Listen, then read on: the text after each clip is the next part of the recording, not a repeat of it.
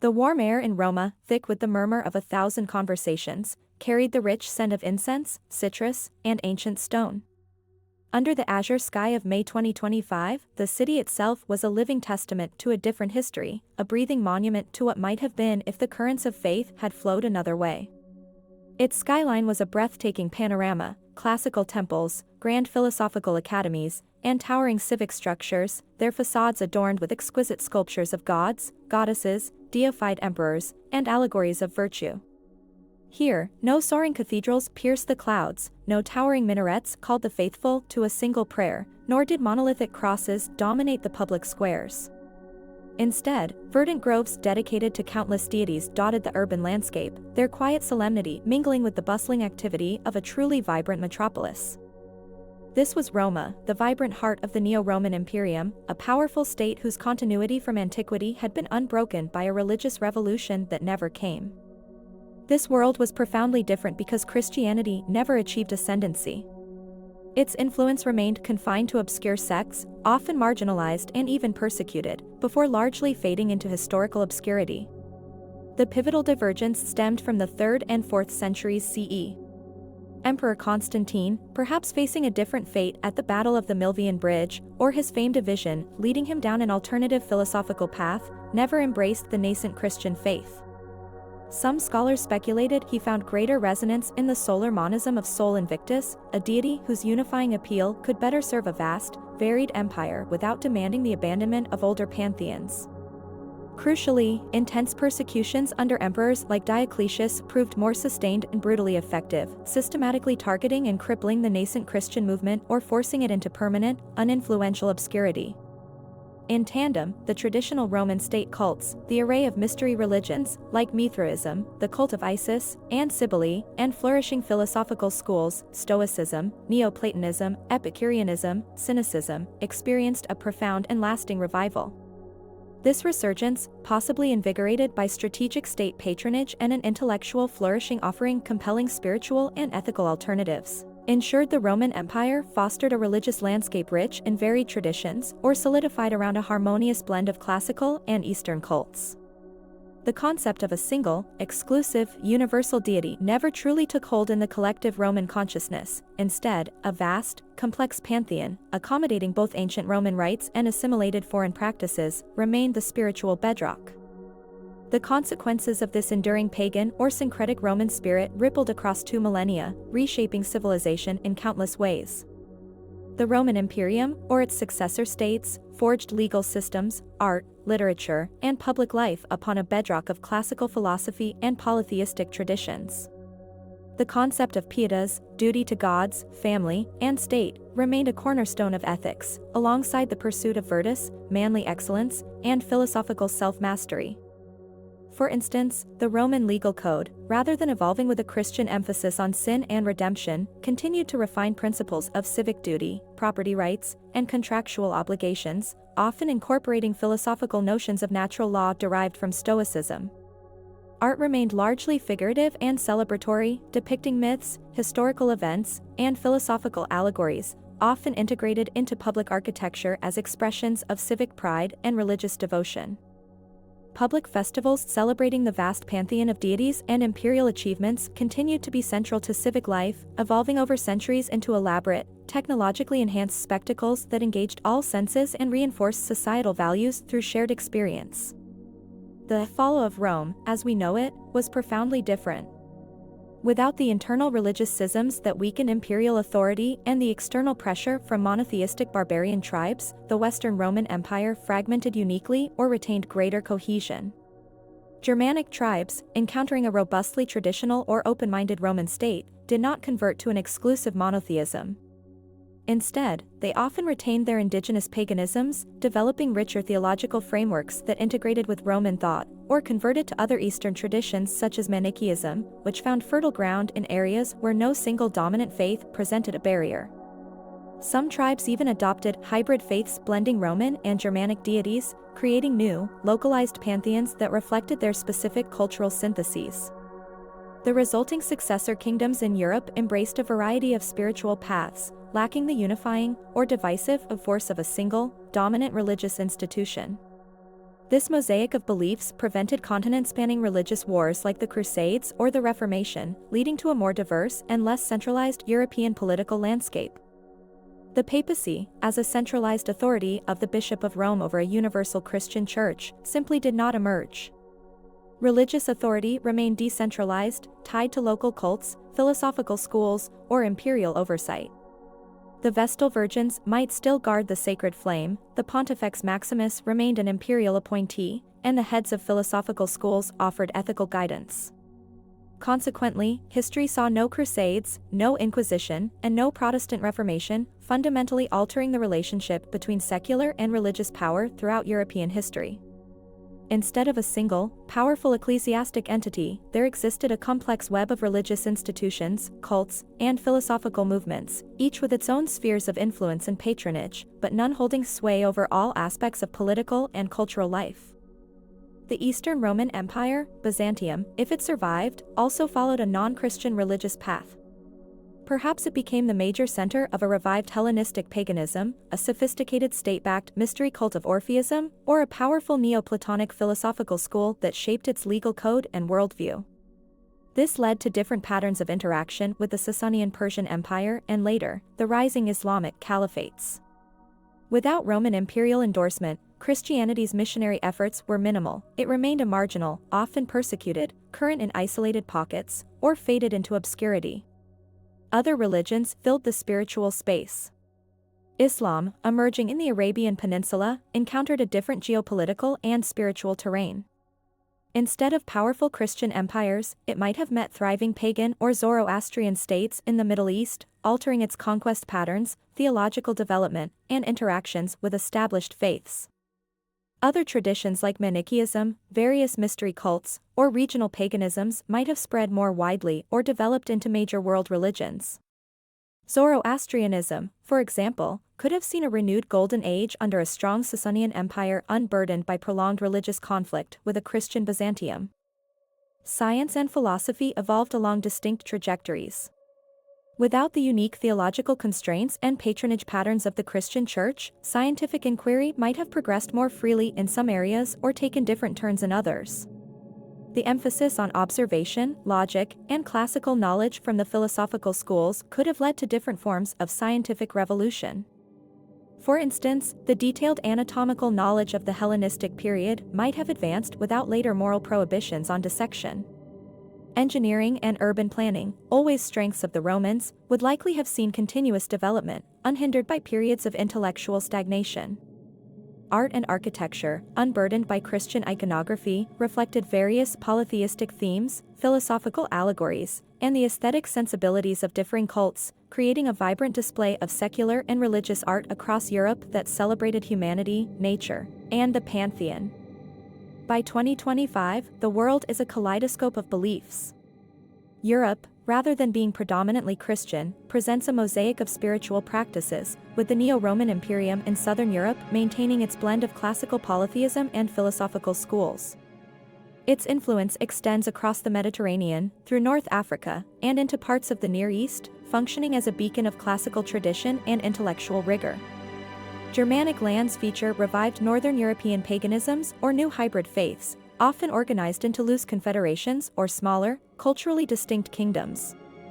The Middle East and North Africa are dominated by Islam, but its history and theological development would be shaped by different interactions with non-Roman and Persian neighbors, perhaps leading to distinct schools of thought or less emphasis on strict theological dogma due to continuous exposure to varied philosophical systems. Asia's spiritual landscape, Buddhism, Hinduism, Confucianism, Taoism, might be less affected by the lack of Western monotheistic expansion, but its interaction with other faiths from the West would be different, perhaps fostering more direct philosophical exchange. Technology developed within a philosophical framework that often prioritized civic virtue, intellectual pursuit, and the advancement of knowledge. While the Imperium possesses advanced robotics, AI, and terraforming capabilities, ethical considerations are rooted in Stoic principles of duty and reason, or Epicurean notions of pleasure and tranquility, understood as absence of disturbance, rather than a singular divine command. Public life revolves around inclusive multi-faith festivals, philosophical debates in grand forums, and civic participation. Citizens engage in lively discourse in public academies, attend holographic gladiatorial games in revitalized amphitheaters, and participate in rituals honoring their favored deities, all contributing to a rich civic identity. Dr. Marcus Aurelius Villius, a leading cultural historian and urban planner at the Grand Imperatorial Academy in Roma, specialized in the intricate interaction of belief systems, philosophy, and urban design within the Neo-Roman Imperium.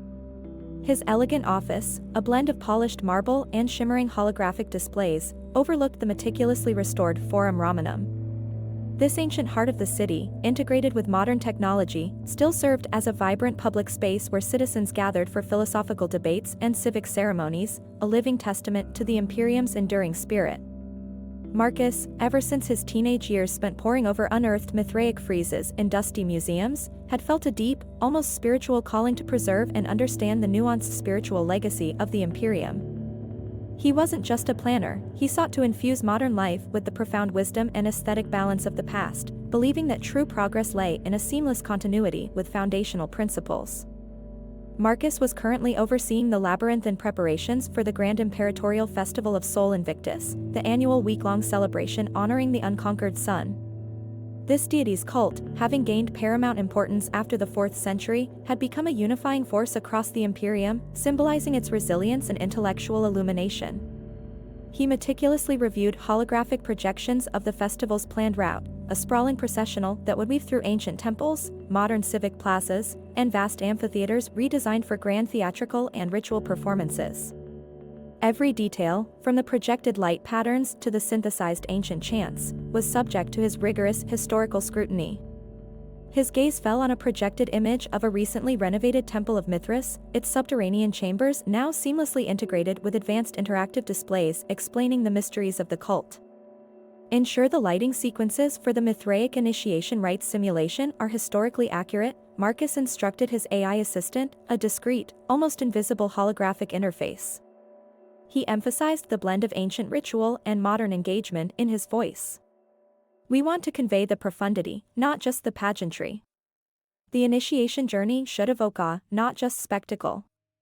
As the holographic display shimmered, a minute anomaly flickered across the temple's projected facade, a fleeting, almost imperceptible symbol, utterly out of place with the meticulously verified historical data. It was a stylized ichthys, a fish, a motif he vaguely recognized from obscure, often suppressed historical records pertaining to the earliest, foreign cults that had once briefly troubled the Imperium's spiritual harmony. His brow furrowed. Computer, isolate that symbol. Perform a comprehensive cross-reference against all known historical anomalies in our database, including all suppressed archives. And initiate a deep-level structural and energy signature scan of the physical temple structure for any recent alterations or unauthorized installations. A prickle of unease, unfamiliar in his typically orderly and predictable world, began to spread through him. The computer's calm, synthesized voice responded, "Scan initiated. Anomaly pattern recognized. Cross-referencing against suppressed historical data initiated. This may take longer than usual." The next few days were a blur of festival preparations, but Marcus's mind was elsewhere. The AI's initial reports hinted at deeply buried, almost subliminal energy signatures within the Mithraeum's renovated walls, consistent with ancient, crudely implemented non-Roman technologies, but also with more recent, subtle modifications. He couldn't shake the sense of an unseen hand at work. His research into the ichthys symbol led him down paths rarely trodden by modern Imperium scholars, dusty, digitally locked archives of early Christian sections. These were historical curiosities, usually studied only by fringe academics interested in failed social experiments. But what if they hadn't completely failed? Later that week, during a consultation with Chief Architect Lennie Theron regarding the new multi-altar public square being designed for the Esquiline Hill, Marcus struggled to maintain his usual composure. Lennie, with her pragmatic approach to urban design and her keen eye for practical aesthetics, was a grounding force, but even she couldn't fully grasp the disquiet simmering within him. The design must facilitate worship for all the principal Roman cults, but also provide ample space for philosophical discourse, as per the Imperatorial Edict of Pluralism, he stated, trying to push the unsettling discovery from his mind. The Stoic grove should flow naturally into the shrine of Isis, and the Epicurean gardens should offer tranquil spaces for contemplation alongside the formal altars. The overall intention is harmonious coexistence, not a single dominant voice. Lenée nodded, her stylus flying over her data tablet. The challenge is integrating the visual and auditory cues for each cult while maintaining the overall harmonious aesthetic of the Imperium. No single deity or philosophy should dominate. Our public spaces are designed for citizen pietas and individual virtus, not singular devotion. She paused, her sharp gaze fixing on Marcus. Is everything in order, Marcus? You seem unusually preoccupied. Is the Sol Invictus festival proving more taxing than usual? Marcus hesitated, then decided against sharing his nascent suspicions. Just the usual complexities of ensuring profound ritual amidst grand spectacle, he offered smoothly, a carefully constructed half-truth. The weight of 2 millennia of tradition, you know. He gazed out his office window at the eternal city, the sun glinting off ancient stone and gleaming chrome. He thought of the stark simplicity of structures found in archaeological digs from certain buried Christian settlements from the early centuries, records of which were preserved as curious historical anomalies. Their singular focus, their insistence on exclusivity, felt alien compared to the rich, layered spiritual fabric of his own world. The very concept of a universal, singular, monotheistic state religion seemed to him, a scholar of a multi-faith imperium, an almost bizarre historical hypothetical. That evening, a secure notification from his AI assistant appeared, deep scan complete. Energy signatures consistent with ancient, low-powered directional emitters, strategically placed within the Temple of Mithras's renovated walls. Source analysis suggests a localized, clandestine network. Cross-reference results from suppressed archives indicate similar activity patterns preceding documented civil disturbances in the 3rd and 4th centuries attributed to monotheistic heretics. Marcus felt a jolt. This was more than just a historical anomaly, it was a potential threat. These monotheistic heretics were the very groups the Imperium had worked so hard to marginalize. The idea of them surviving, adapting, and now resurfacing with a plan to disrupt the Imperium's most unifying festival was chilling. His academic curiosity morphed into civic duty. The unconquered sun wasn't just a symbol of unbroken continuity, it was a legacy that needed active vigilance. Marcus began working late into the night, delving deeper into the digital archives, seeking context for the symbols and the subtle energy readings. He found references to a particularly zealous, even violent, faction of early monotheists who believed in the imminent, catastrophic end of the pagan world. Their symbols were often disguised, their movements secretive. He also discovered fragments of later, more obscure documents hinting at small, isolated communities that had survived the persecutions by going deep underground, preserving their beliefs in hidden catacombs and forgotten corners of the empire. These were not just curiosities anymore, they were a persistent, if long dormant, countercurrent. He considered informing the Imperatorial Security Bureau, but he knew how they would react, with blunt force, potentially causing public panic and undermining the very pluralism he cherished. He needed more. He needed to understand their intent, their target, their methods. His expertise in urban planning, in the flow of crowds and the choreography of ritual, suddenly became not just academic, but critically practical. He started running simulations of the festival route, overlaying the known locations of ancient monotheistic settlements and rumored hidden passages. He looked for patterns, for vulnerabilities, for any place where a subtle, ideological strike could be made. His solitude was broken by a call from his mentor, Optio Cassius, an aged but sharp-minded former Pontifex Maximus who now advised the Academy on esoteric historical matters. Marcus, Optio began, his voice raspy, I received a curious report from the automated archive systems. Unusual queries concerning suppressed religious factions. I trust you are being discreet? Optio was one of the few who understood the delicate balance of the Imperium's spiritual harmony, and the dangers of disturbing long-buried embers. Marcus decided to confide in Optio, detailing his findings. Optio listened patiently, his ancient eyes unblinking. The fishers of men, Optio mused, using an archaic, almost forgotten term for the early monotheistic missionaries. They were zealous, indeed. But their numbers dwindled. For them to resurface now, it implies a deep current of resentment, nurtured for millennia. He explained that while the Imperium allowed myriad beliefs, any movement that sought to overthrow the existing pluralistic order, to assert sole truth and suppress others, was deemed a threat to civic harmony and ruthlessly put down. They would not seek to convert Marcus. Not openly. Their goal would be to demonstrate the falsehood of the Imperium's spiritual foundation, to sow discord. Optio suggested Marcus focus his attention on the culmination points of the festival, the moments of greatest symbolic power and public concentration.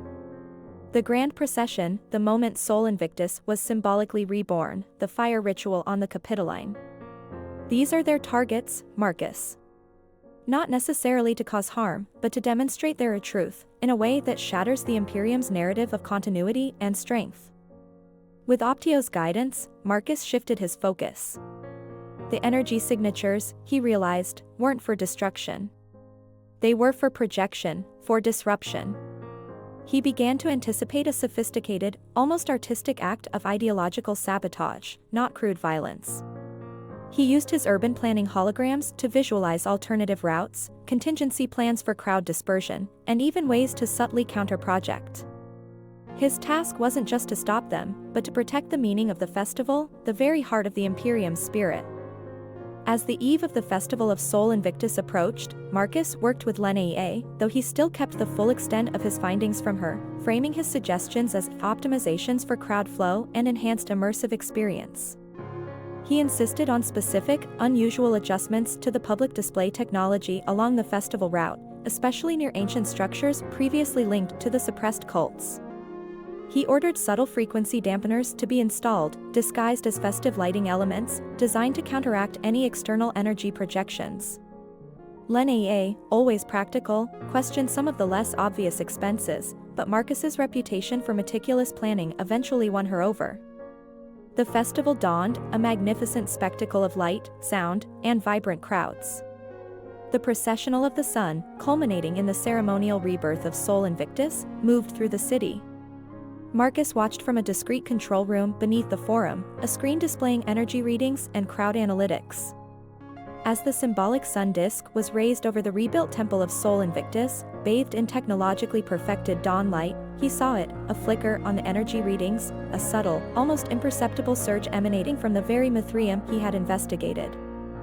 For a fleeting moment, a ghostly, shimmering image appeared across the radiant sun disk in the sky, a projected shadow of the Ichthys symbol. It was gone almost instantly, absorbed and dispersed by the frequency dampeners Marcus had so subtly deployed.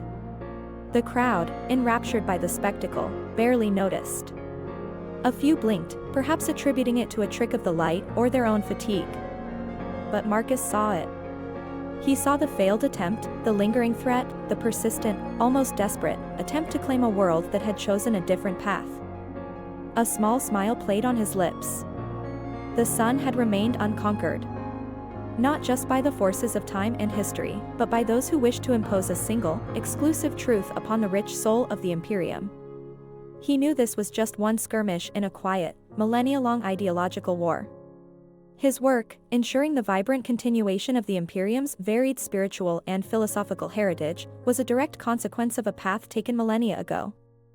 The choices made by emperors and philosophers in the ancient world had ensured that the sun truly remained unconquered.